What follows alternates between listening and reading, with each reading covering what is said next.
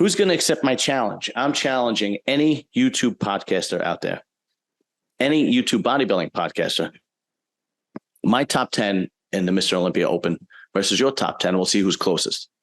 We'll put a little friendly wager on it. I'd love to get one of the big guys on. Come on my channel. We'll discuss it. We'll do it before the Olympia, and then you come back after the Olympia, and we'll figure what the wager is.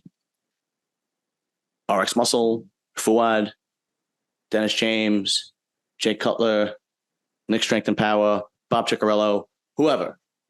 Because I'm just a kid that grew up in Brooklyn, and now I live in New Jersey. And all I know is what I've seen throughout the years. I don't have the background information that you guys have, the behind the scenes info that you guys have. I just know what I know and what I see. So I challenge any one of you. It's the Pepsi challenge. It's the Mr. Olympia Pepsi challenge. Serious and silliness versus whomever decides to take the challenge. We'll keep it civil, it'll be fun. Anyway, my top 10, 1 to 10. We're going to start with who will be Mr. Olympia 2023. And of course, Dereklford. Everybody is kind of picking him, but for good reason. I believe he's going to win. I believe he's going to outmuscle and outcondition and outshape Hadi.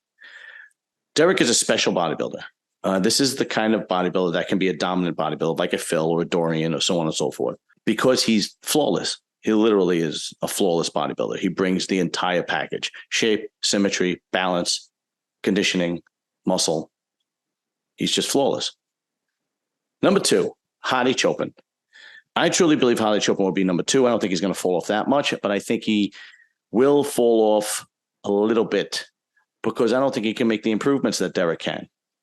You see, Derek came in second, and I truly believe that this year he has made the improvements to knock Hadi out of the number 1 spot. But Hadi still has that dense muscle, that hard work, that great symmetry and shape. And I think he's going to hold on to number 2. I think Hadi Chopin will take the number 2 spot. Number 3, Samson Daa. Yes, I wish I could say Samson's going to win, but I have to take my emotion out of it. Samson is my favorite bodybuilder, as everybody knows, but he will be number 3. And the only thing holding him back from winning the whole thing is his conditioning. His conditioning is very good, but to win the Olympia, your conditioning has to be unbelievable, like a Derek or a Hadi Chopin. But Samson checks all the other boxes: symmetry, balance, muscle, width, X-frame, V-taper. The only thing that holds him back from breaking into that top 2 spot is his conditioning. But don't think he doesn't know that. He might surprise us, but I'm only going on what I know as of right now. So he is number 3. Number 4, the mutant himself, Nick Walker. Nick Walker will outmuscle and outcondition the majority of the bodybuilders on that stage. But the one thing that he has that is going to be his Achilles heel is his shape and structure.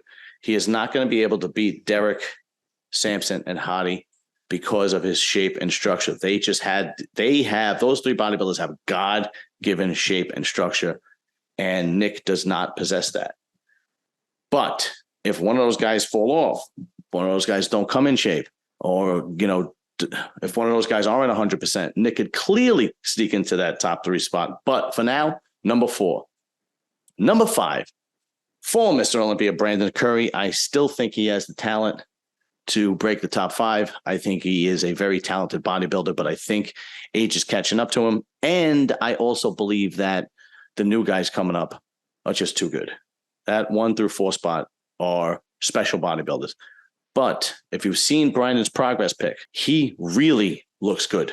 Really, really looks good. So 1 through 5 is pretty easy for me. I mean, as far as who's going to be in 1 through 5. The order from 1 through 5 is where I would be challenging, right? Everybody knows that this is going to be the top 5 guys in the Olympia. But when you get to 6 through 10, now things start getting a little difficult. Number 6, Andrew Jacked. I think Andrew Jacked has the balance and shape and symmetry and conditioning to be number 6. What holds him back is he doesn't have the muscle of a Samson or a Hadi or a Nick. And one of Andrew Jack's flaws is his conditioning from his lower back down to his hamstrings. He kind of doesn't bring the shredded glutes and hamstrings and lower back that the other guys do.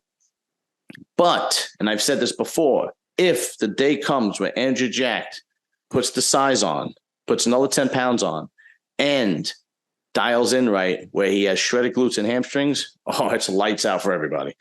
Anyway, number 7, Hunter Labrada. I believe Hunter will come in 7th because he couldn't beat Andrew Jacked. And it was a good Hunter Labrada that couldn't beat Andrew Jacked.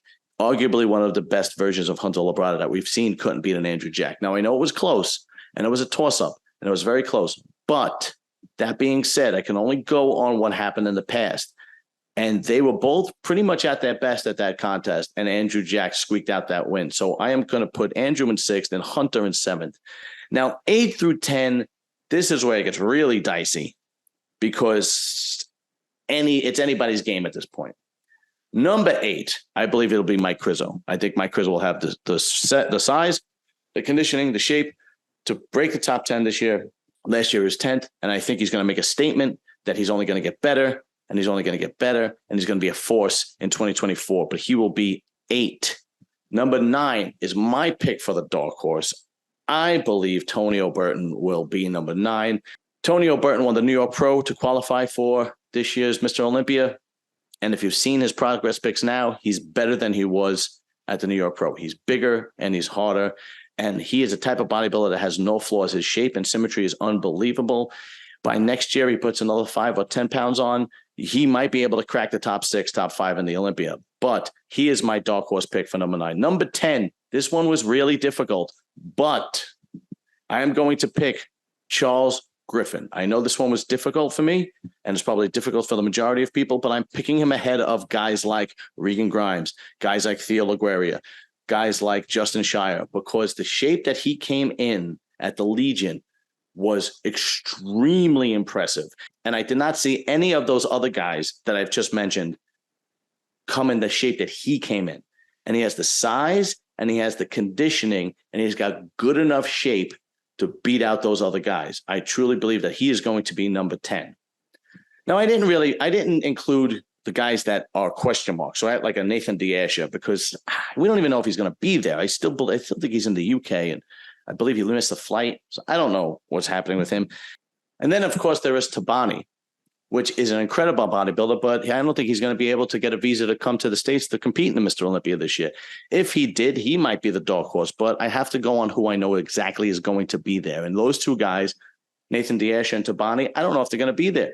I mean, they might be able to. They might be able to squeak it out, but who knows? So I'm just going on who I know 100% will be in the Olympia. That's my top 10. Somebody out there, take me up on my challenge, and we'll see who the better YouTuber is, and we'll see who's the better bodybuilding predictor is.